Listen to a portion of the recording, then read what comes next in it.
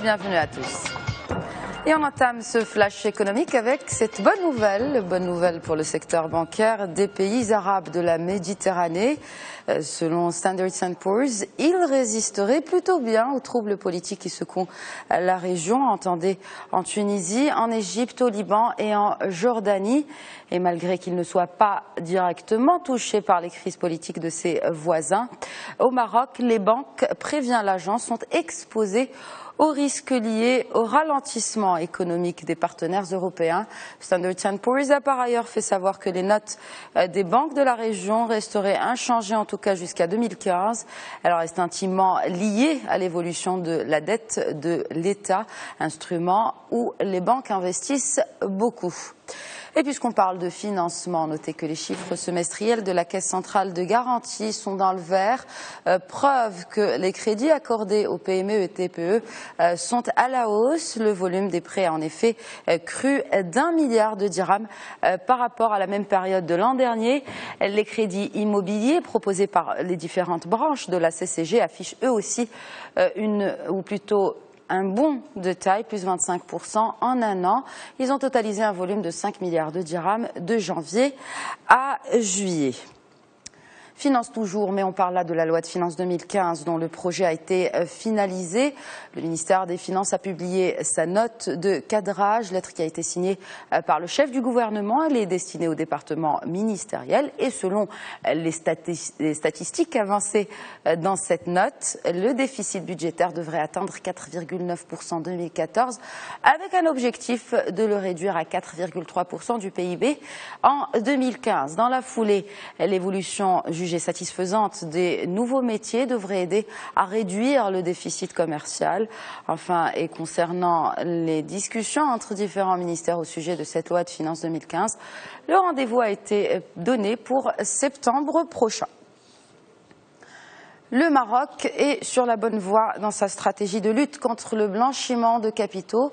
Le Royaume ne fait plus partie des listes négatives du groupe d'action financière, le GAFI. C'est en tout cas ce qu'affirme le gendarme international des infractions liées au blanchiment d'argent.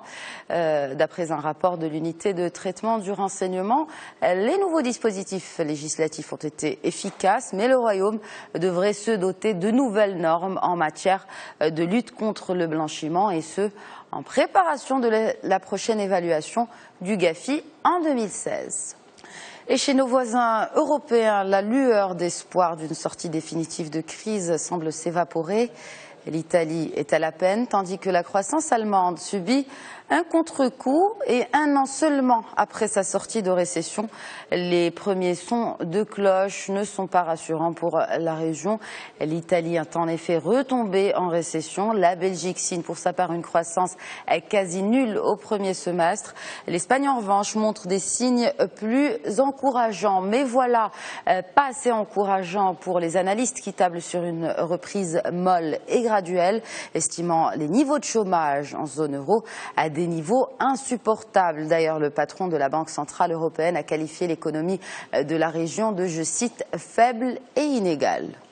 Et pour rester dans la région, Tour Eiffel, le Louvre, Notre-Dame, les classiques du patrimoine français séduisent toujours autant et Paris reste la première destination touristique en 2013.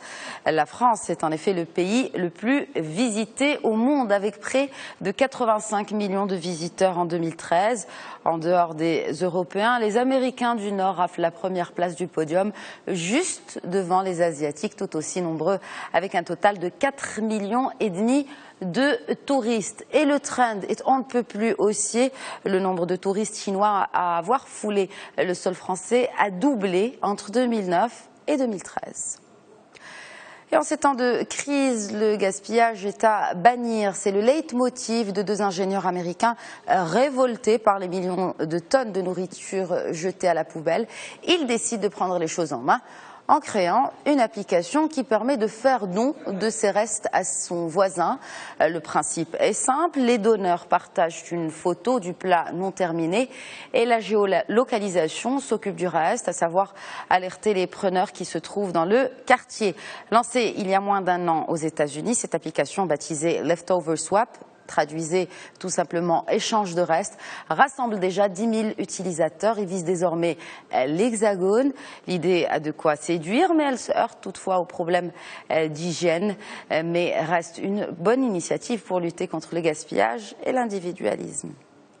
Voilà donc pour l'essentiel de l'actu économique. Excellente journée à tous.